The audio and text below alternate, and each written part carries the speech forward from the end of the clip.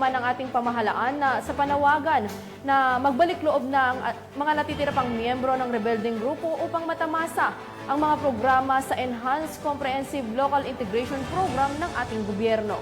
At dakuan naman natin ang balita mula sa Region 6. Nakiisinagawang tree planting activity ang Victorias PNP bilang bahagi ng pagdiriwang ng Environmental Week sa Victorias City Command and Evacuation Center sa Victorias City, Negros Occidental.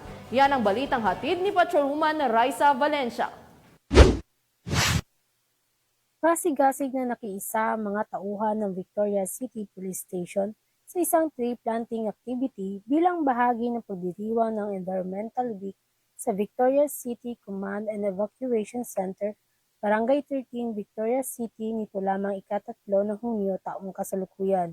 Ang aktibidad ay may temang Land Restoration, Desertification, and Drought Resilience, Our Land, Our Future, na pinangunahan ng Victorias City Environment and Natural Resources Office, na nilahukan ng mga tauhan ng 605th Maneuver Company, RFMB-6, Bureau of Fire Protection, Philippine Coast Guard, and Victorias City Disaster Risk Reduction and Management Office. Matagumpay na nakapagtanim ang mga kalahok sa naturang lugar upang muling buhayin ang ating kalikasan at tugunan ang mga isyong dulot ng naranasang tagtuyot at papalitan ng mga nasirang punong kahoy.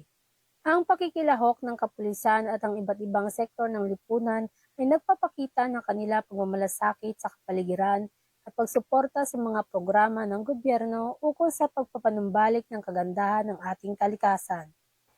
Mula dito sa Iloilo Police Provincial Office, ako ang inyong Police News Network Correspondent, Patrolwoman Raisa Valencia, alagad ng batas, tagataguyod ng Balitang Pulis. Salamat sa iyo, Patrolwoman Valencia.